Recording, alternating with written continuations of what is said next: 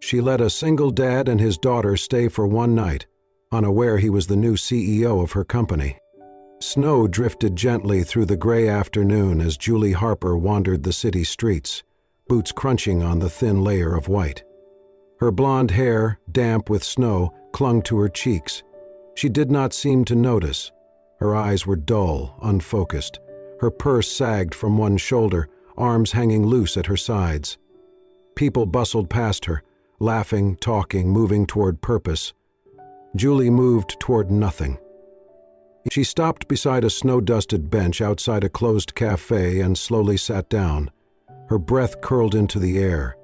She stared at her gloved hands in her lap, lost in the weight of the day. That morning she still had a job.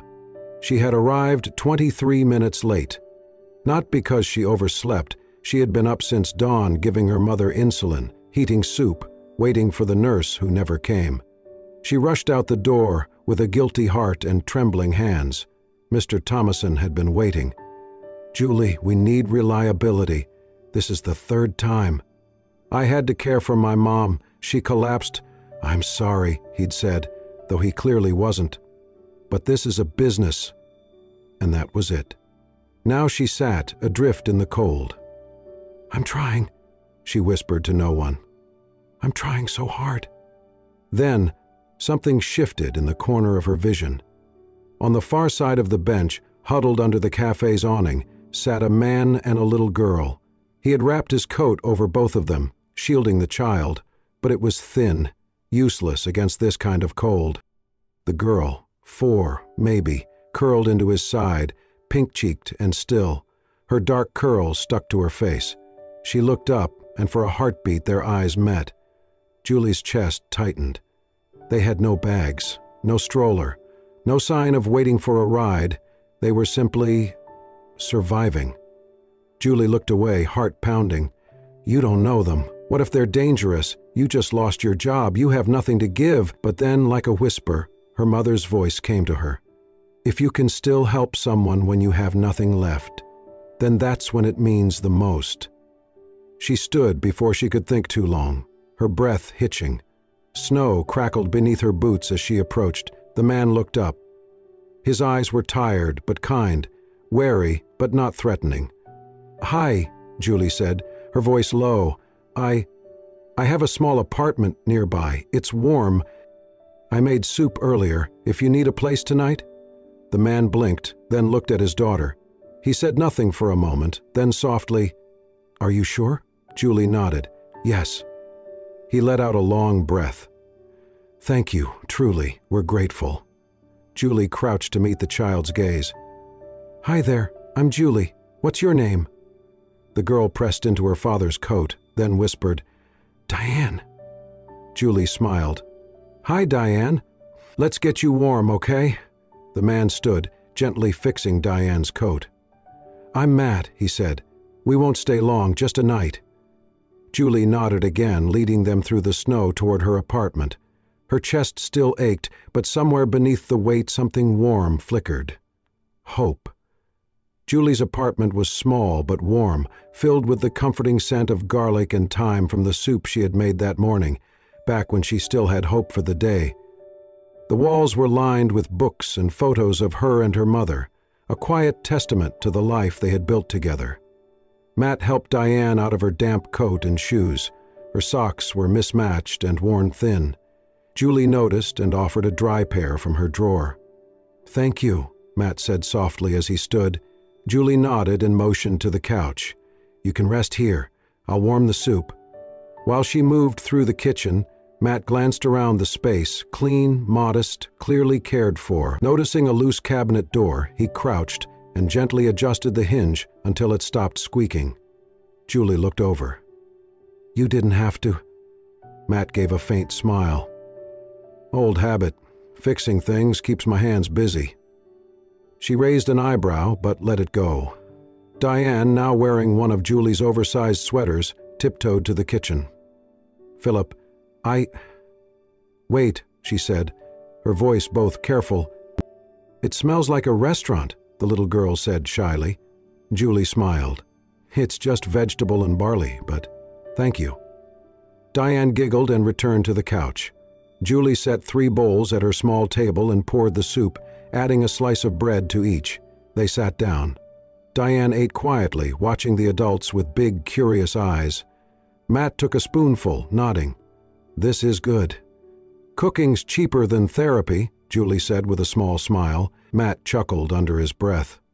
After a pause, Julie asked, "So, what do you do for work?" Matt stirred his soup, avoiding her gaze. "Took time off, figuring things out." She didn't press. She knew that weight in a voice. "I was going to Columbia," she offered. "Full ride for journalism. Then Mom got sick. I stayed, worked the front desk." Matt looked at her with something almost like admiration. "That's not nothing. You chose someone over yourself." Julie blinked. It had been a while since kindness didn't come with pity. "What about you?" she asked. "I lost someone. After that, I wasn't sure who I was." Julie nodded. "Yeah, I get that." After dinner, Diane asked to draw. Julie handed her a box of craft supplies from a closet. The girl settled on the rug, humming softly. Matt stood to gather dishes. Julie tried to stop him, but he insisted. While washing, he quietly fixed the loose faucet and adjusted a drawer that stuck. "You always fix things?" Julie asked. Matt gave a dry smile. "Only when I can't fix the big stuff." Julie laughed for the first time that day. It startled her, but it felt good, like sunlight breaking through clouds. Later, she returned to the living room and found Diane cradling something small in her hands. "I made this," she said, holding it out. "A bracelet, made from thin green wire and 2 plastic beads, uneven but carefully shaped." Julie knelt down. "For me?" Diane nodded. "You're the first person who smiled at me today." Julie's chest tightened. She pulled the girl into a hug, holding her close as tears slid silently down her face. For the first time in a long while, she felt seen, needed, not because she could fix something, but because she had simply been kind. Matt watched from the couch. When their eyes met, he gave her a smile, small but honest. That night, after Diane fell asleep under a borrowed quilt, Julie sat quietly, turning the bracelet over in her hands before slipping it onto her wrist. It was crooked, awkward, and perfect. The ugliest jewelry she'd ever seen, and the most beautiful gift she'd ever received. The apartment was unusually quiet the next morning. No soft humming, no tiny footsteps padding across the worn wooden floor. Julie stirred in bed, the sun already spilling pale light through the thin curtains. She stretched slowly, blinking the sleep from her eyes, expecting to hear the soft rustle of a child waking or the low voice of Matt offering thanks again, but there was only silence. She sat up abruptly and looked toward the living room. The blankets on the couch were neatly folded. The little sweater Diane had worn now hung on the back of the chair, freshly laundered and smelling faintly of lavender. Her chest tightened. Julie rose and stepped carefully into the kitchen. The pot from the soup had been washed and dried, the sink spotless. The room had the eerie tidiness of a space just cleaned before departure. And then she saw it. On the small round table near the window, there was a white handkerchief, folded with precision, crisp corners aligned like something from another era. Resting atop it was a piece of paper, folded in half. Julie's fingers trembled slightly as she picked it up. The handwriting was strong, elegant, and unmistakably male. "Thanks, E." That was it. No full name, no explanation, no phone number, just a quiet thank you from a man who had taken nothing except a night's shelter and left behind something far heavier, his silence. She pressed the paper to her chest for a moment, then unfolded the handkerchief. Inside it was a drawing. Crayons, bold, childish strokes. A woman with long, yellow hair, smiling, holding something green and round in her hand. The bracelet. Julie recognized herself instantly. Diane had drawn her, standing under a sky full of stars, the lines uneven but joyful. And on either side of her stood a taller man and a tiny girl, all three holding hands.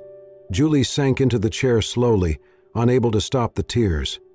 It had only been one night, a few bowls of soup, a couch to sleep on, but it had mattered. It had mattered enough for Diane to leave her this. She wiped her eyes, then glanced up at the refrigerator. After a second's hesitation, she stood and retrieved the wire bracelet from the coffee table where she had left it before bed. The green wire caught the morning light like stained glass. Without overthinking it, she pinned the bracelet next to the drawing on the fridge door, securing them both with a single magnet. She stepped back and looked at it, the strange, clumsy wire circle, and the joyful image of herself as someone warm, someone needed. It looked like hope. It looked like something she had forgotten she could be. Julie did not know where Matt and Diane had gone. She did not know why they left so early, or where they would sleep tonight.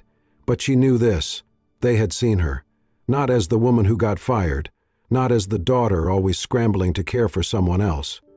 They had seen her as someone who mattered, someone who helped. And now her small kitchen, with its chipped tile and second-hand chairs, felt like the site of something sacred. She sat back down at the table and wrapped her hands around a mug of coffee she had not even realized she poured.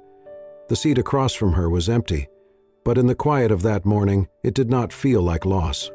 It felt like the beginning of something she could not name yet, but she knew it was real. The days that followed blurred into a grim routine of rejection and exhaustion. Julie pounded the pavement with a freshly printed resume, stopping at cafes, retail shops, and offices, anywhere with a "now hiring" sign. But no one was hiring someone like her, a college dropout, a former receptionist with spotty availability, a woman who looked just a little too tired, a little too fragile. At one office downtown, a woman in heels scanned her application for less than 5 seconds before looking up.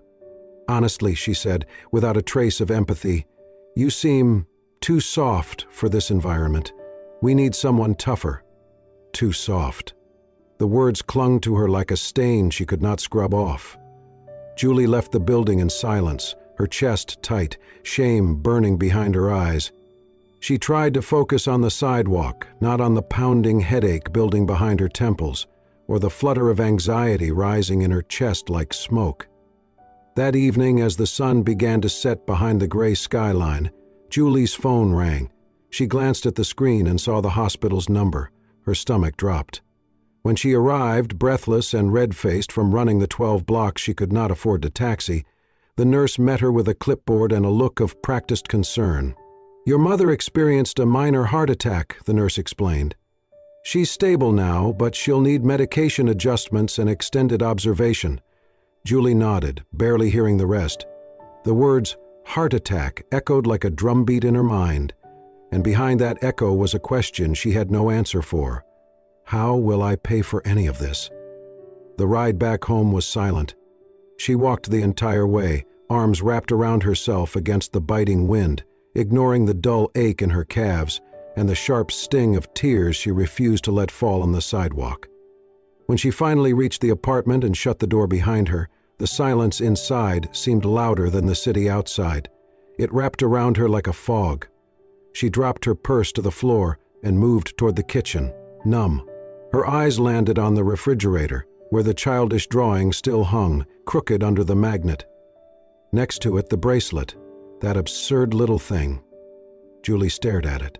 The loop of wire, misshapen, bright green, the plastic beads unevenly spaced, the kind of thing most adults would throw away after smiling politely. She raised her hand, fingers curling around the magnet. Her hand shook. She wanted to rip it down, to throw it in the trash, to erase the memory of that brief moment of hope, because it hurt more than anything to think maybe, just maybe, someone had seen value in her, and yet here she was, more broken than ever. Her hand hovered there, the magnet loosening slightly. Then her eyes drifted to the crayon drawing, a woman with yellow hair, smiling under a sky full of stars, holding hands with a little girl. Diane's words came back like a whisper. "You're the first person who smiled at me today." Julie's hand dropped.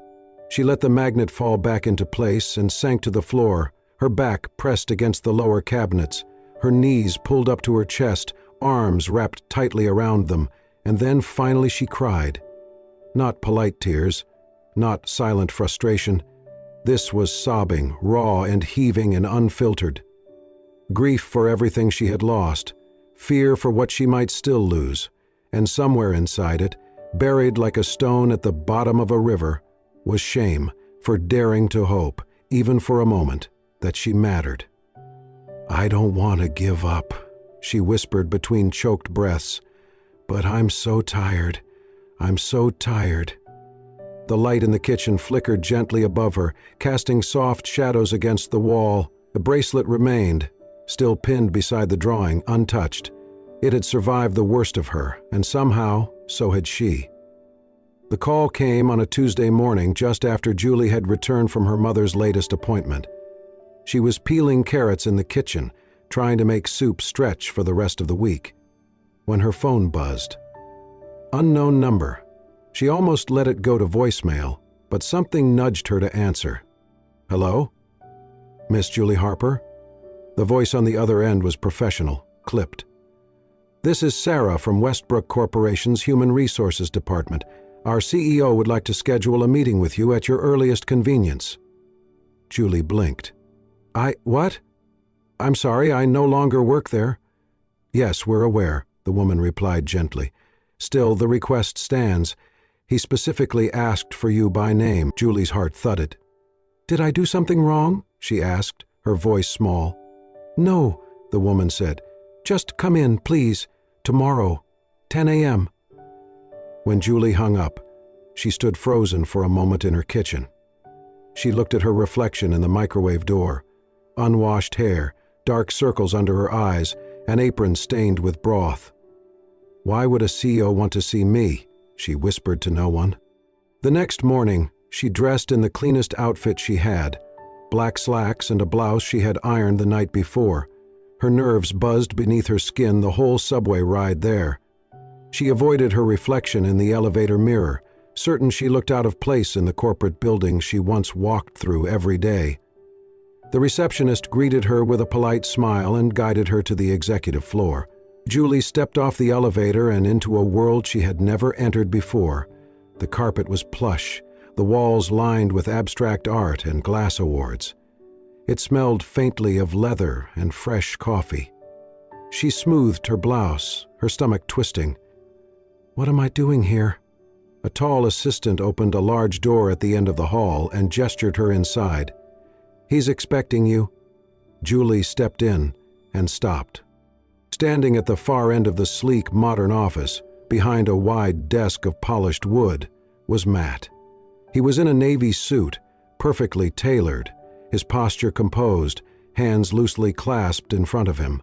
He looked every bit the powerful executive, but his eyes were the same, soft, kind, and unmistakably familiar. Julie's breath caught.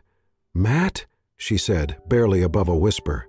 Before he could answer, a small voice shrieked joyfully, "Julie!" Julie turned just in time to catch Diane barreling into her legs, wrapping her arms around her with pure, uninhibited delight. The little girl looked up at her with shining eyes. "Daddy said we might see you again." Julie dropped to her knees and hugged her tightly, blinking back stunned tears. "Hi, sweetheart. I didn't know you'd be here." Matt stepped forward, smiling. Neither did she. "I wanted it to be a surprise." Julie stood slowly, still holding Diane's hand. I don't understand." Matt nodded toward the couch by the window. "Sit with me, please." They moved to the seating area, and Julie sat stiffly on the edge of the cushion. Diane clambered beside her, resting her head against Julie's arm like she had never left. Matt sat across from them. "I owe you an explanation," he began, "and probably a lot more." Julie could only stare. "I bought Westbrook 2 weeks ago," he said. "I've been in talks for months, but the final deal closed recently. I'm the new CEO." Julie blinked, still stunned. "You're what?" Matt gave a half smile. "I took a break from the business world after my wife passed. That night you found us, Diane and I had just been turned away from our temporary housing. No heat, no plan.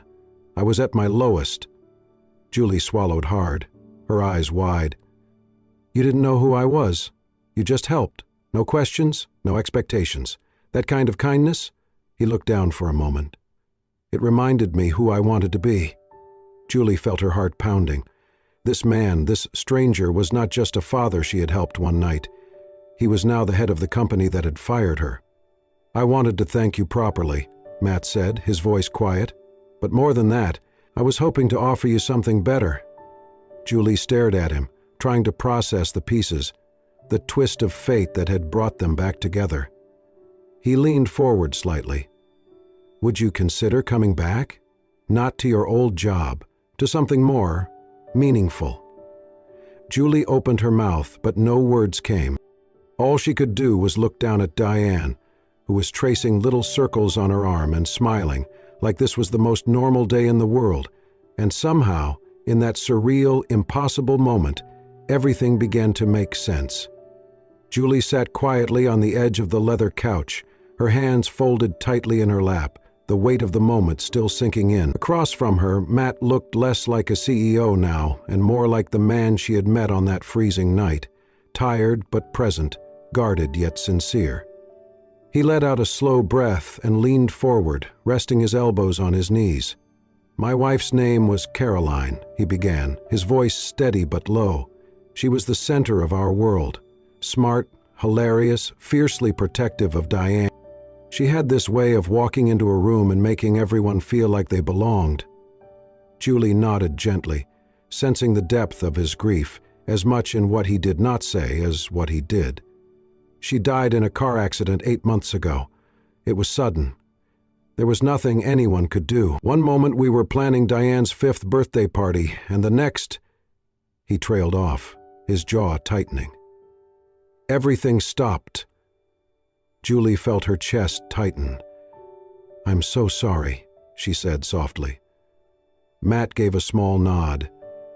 "After the funeral, I tried to go back to work, to lead, to pretend things could return to normal. But I couldn't. I'd walk into boardrooms and feel like a stranger in my own life." He sat back, glancing toward Diane, who was now quietly flipping through a picture book on the other end of the office. "So I stepped away," he continued. "Took Diane with me. We stayed in rentals, visited places Caroline had always wanted us to see. I wasn't running, exactly. I just didn't know who I was without her." Julie listened, heart aching, understanding more and more why he had seemed so fragile that night. "That evening, we were supposed to check into a short-term apartment," he said. "Something went wrong with the booking system, and by the time I realized we had nowhere to go, it was already snowing. I tried to find a motel nearby, but everything was full or too far. We ended up sitting outside that cafe, waiting, hoping I could figure something out before Diane froze." He looked Julie in the eyes now, unwavering. "And then you appeared." Julie swallowed hard. "You didn't know who I was. You didn't ask for anything. You just opened your door, fed us, made my daughter laugh, something I hadn't seen her do in weeks. That night changed everything." He leaned forward slightly. "You reminded me that people still care, that decency isn't gone. You reminded me what kind of leader I want to be, and what kind of company I want to run." Julie shook her head slowly. I was just trying to help." "And you did," he said. "More than you know." He stood then, walked to his desk and pulled out a thin folder. Inside was a formal letter and a job offer. "I bought Westbrook not just because it was a good investment," he said, "but because I want to rebuild it into a place that values people, not just profit. And I want someone beside me who understands what that really means." Julie looked down at the offer, her stomach nodding. It was more money than she had ever made, a title she had never imagined for herself. "I don't know if I'm qualified," she said quietly. "I didn't finish college. I was a receptionist." Matt smiled gently. "Julie, I don't need another person with a polished resume. I need someone with heart, someone who shows up, someone who opens doors for strangers in the snow." She blinked back a wave of emotion, unsure how to respond. After everything she had lost, everything she had questioned about herself, this offer felt surreal. "I saw your strength when you thought no one was watching," Matt said. "I believe in that version of you, and I hope you will too." Julie stared at the paper in her hands, then at the man who had once fixed her kitchen drawer without saying a word. Maybe, just maybe, this was not the end of something. Maybe this was where everything finally began. The promotion was unexpected, but not unwelcome. Julie had thrown herself into her new role as head of employee wellness and community outreach with the kind of devotion only someone who had lived hardship could offer. She created programs to help staff dealing with illness, childcare, and burnout. She listened to stories. She remembered names. But kindness, even when genuine, does not shield you from judgment. The whispers started in the break room. She was just a receptionist, right? I heard she didn't even finish college. Let's be real. Nobody gets promoted that fast unless they've got something going on with the boss. Julie pretended not to hear. She smiled through it, nodded politely, refilled her coffee. Until one afternoon, she walked past the copier and heard a man mutter, "I guess saving a CEO from the cold gets you more than a thank you these days." She made it to her office before the tears fell. Behind the closed door, Julie sank into her chair and covered her face with her hands.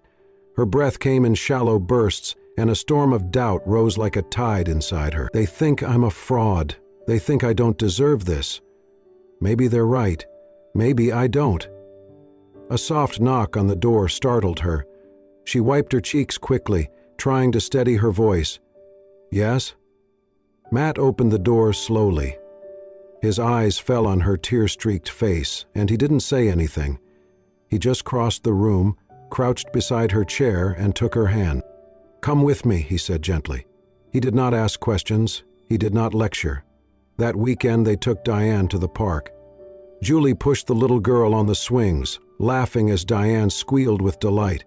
Later, they flew a bright red kite together under the pale blue sky, and Diane insisted on drawing each of them in chalk on the sidewalk, Daddy, Julie, and me, holding hands. They bought ice cream from a vendor cart, and Julie sat on the bench as Matt handed her a cone. For a long time they sat there in silence, watching Diane chase pigeons and butterflies with equal enthusiasm. "She doesn't see the rumors," Matt said at last. "She only sees who you are to her." Julie looked down at her lap. "But the others do." "They see you," Matt said. "But they don't know your story." He paused. Maybe it's time they did. That Monday, Matt sent out a company-wide invitation. Town hall meeting, Thursday, 4 p.m., attendance encouraged. The entire staff gathered in the large auditorium. The air buzzed with curiosity, side glances, a few eye rolls. Matt stood at the podium, not in a suit, but in a soft sweater and slacks. He looked more like a man than a CEO. He began without a script. "Many of you know Julie Harper," he said, his voice calm. "Some of you have worked beside her, some under her leadership. But I want you to know who she was before that."